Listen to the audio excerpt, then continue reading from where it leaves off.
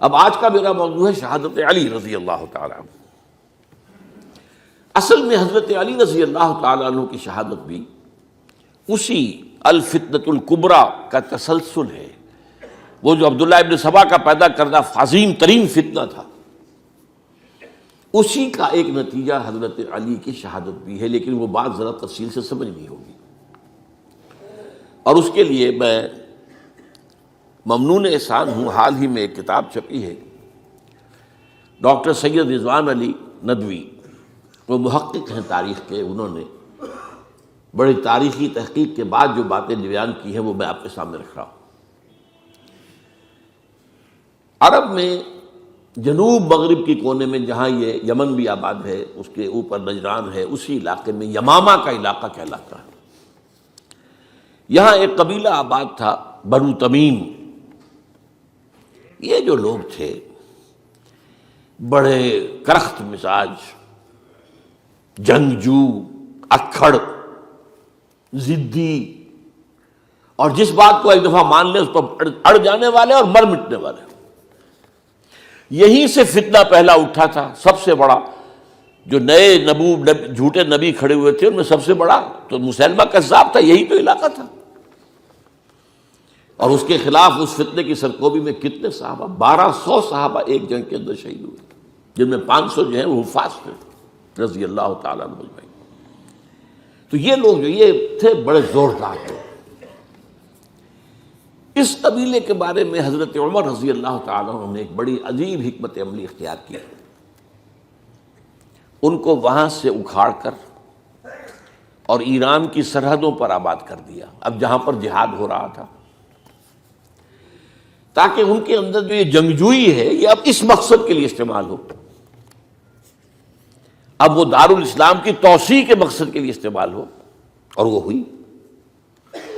حضرت عمر نے 2 چھاؤنیاں بنائی تھی رضی اللہ تعالیٰ عنہ، کوفہ اور بصرہ، کیونکہ ظاہر بات ہے کہ اب جو اسلام کا دائرہ پھیل رہا تھا اور اسلامی حکومت پھیل رہی تھی، اور زیادہ تر جو ہے مشرق کی طرف پھیل رہی تھی، ایران اور خراسان وغیرہ کی طرف، تو اب مدینے سے اس کا کنٹرول اتنا آسان نہیں تھا، فاصلہ تھا، تو چھاؤنیاں بنائیں تاکہ یہ اس سرحد کے اوپر یہ موجودہ مرکز رہے یا فوجیں موجود رہیں، کہیں کوئی بغاوت ہو تو اس کو کچلنے کے لیے وہ قوت فوری طور پر دستیاب ہو سکے۔ یہ لوگ ہیں کہ جو عبداللہ ابن سبا کی فتنے سے سب سے زیادہ متاثر ہوئے۔ ان کی مزاج میں وہ کجی تو تھی نا۔ حضرت عمر بھی ان کا جو ایک مضبوط کنٹرول تھا انہیں دبائے رکھا ہے، اور ان کا رخ جو ہے ایک دوسری طرف موڑ کر اس سے اسلام کو فائدہ پہنچایا۔ لیکن اس کے بعد جب فتنہ جو آیا یہ عبداللہ ابن سبا، تو سب سے بڑھ کر یہی لوگ اس کے ماننے والے، اور انہی میں سے وہ لوگ تھے جنہوں نے جانیں بھی دے دی ہیں، جنہیں حضرت علی نے زندہ جلایا ہے، اس لیے کہ وہ کہتے تھے کہ علی خدا ہے۔ اے علی تم خدا ہو، تم ہمیں آگ میں جلا رہے ہو، یہ تو تم ہمارا امتحان لے رہے ہو۔ وَلَنَبْلُوَنَّكُمْ بِشَيْءٍ مِّنَ الْخَوْفِ وَالْجُوعِ وَنَقْصٍ مِّنَ الْأَمْوَالِ وَالْأَنفُسِ وَالثَّمَرَاتِ۔ اب وہ اس آیت کو اپنے اوپر منطبق کر رہے ہیں۔ تو یہ جو کرخت لوگ تھے،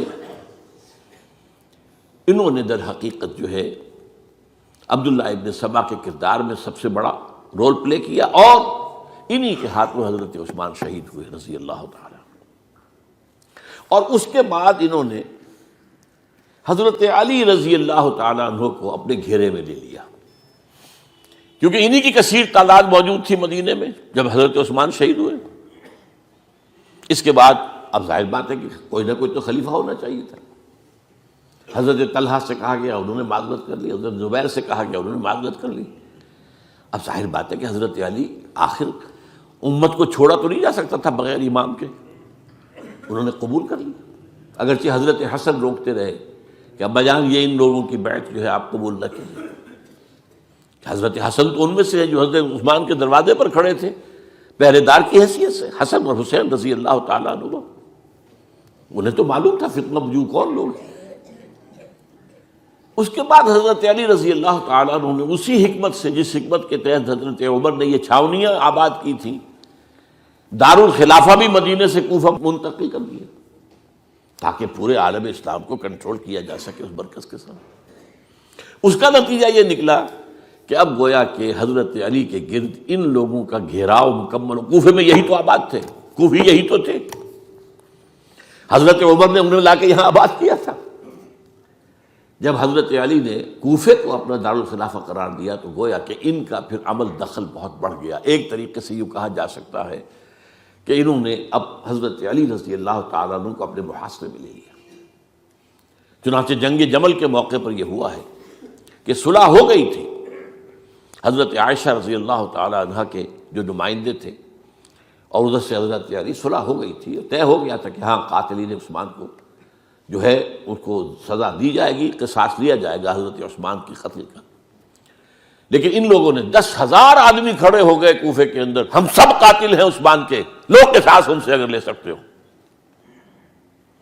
جس کے نتیجے میں اور انہوں نے جنگ شروع کر دی۔ اور جب جنگ شروع ہو جائے تو پھر اس کے بعد تو کوئی نہیں دیکھ سکتا کیوں شروع ہوئی، کیسے شروع ہوئی، کس نے شروع کی۔ اب تو یا مارو یا مرو، دو ہی باتیں ہوتی۔ 10,000 مسلمان ایک رات میں شہید ہوئے جنگ جمل میں۔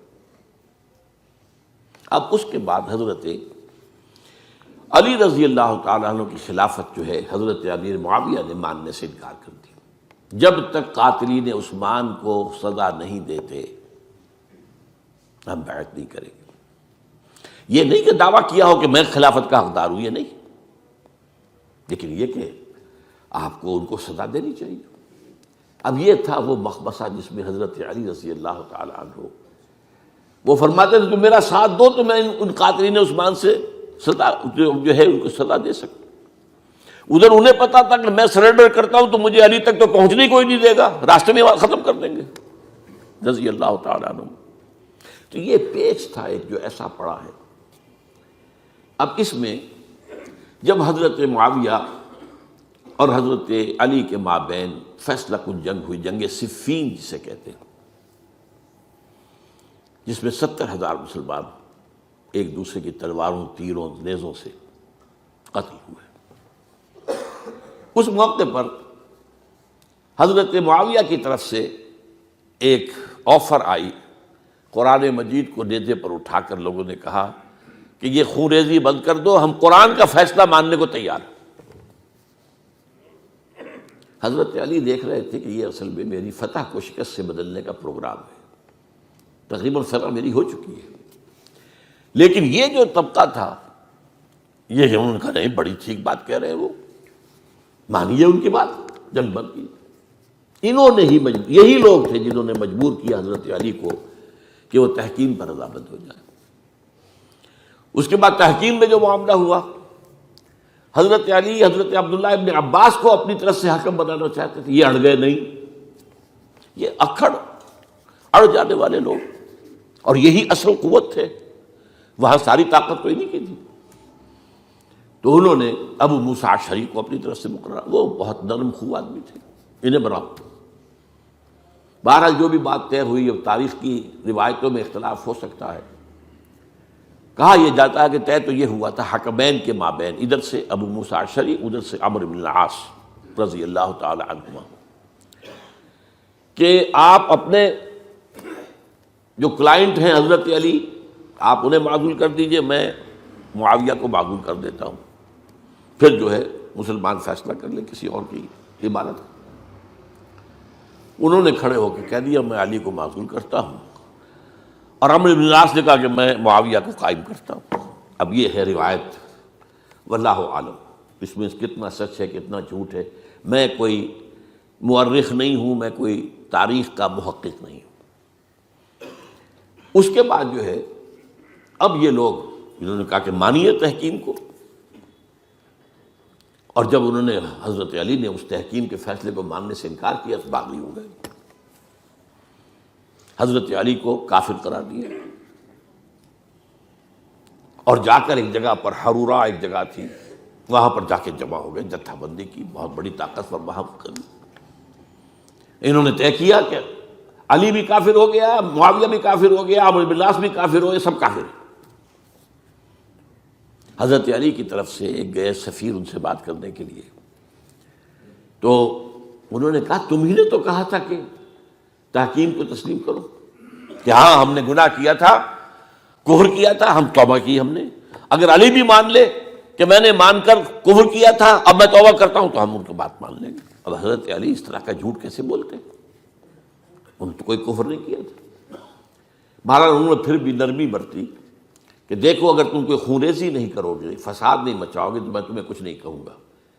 لیکن وہ اپنی ان شرارتوں سے بعد نہیں آئے۔ تو پھر تیسری جو بڑی جنگ ہوئی ہے ان جنگوں میں، جنگ نہروان کہلاتی ہے، حضرت علی کی جنگ خوارج کے ساتھ، جس میں 4000 خارجی جو ہیں وہ قتل ہوئے۔ اور یہ بات اب آپ نوٹ کر لیجئے کہ یہ لوگ جیسا کہ اکھڑ بھی تھے لیکن اپنی بات پر ڈٹ جانے والے تھے، لیکن ساتھ ہی دیندار بھی تھے، نمازی اور روزہ دار بھی تھے۔ یہ اس طرح کے لوگ نہیں تھے کہ جو فاسق اور فاجر ہو، بس یہ مزاج کا ایک ہے، جو بات دل میں بیٹھ گئی اڑ گئے۔ تو یہ اصل میں انہوں نے پھر فیصلہ کیا کہ اور تو ہمارے بس میں اب کچھ نہیں ہے، ان تینوں کو قتل کر دیا جائے، علی کو بھی اور معاویہ کو بھی اور عمرو بن العاص کو بھی۔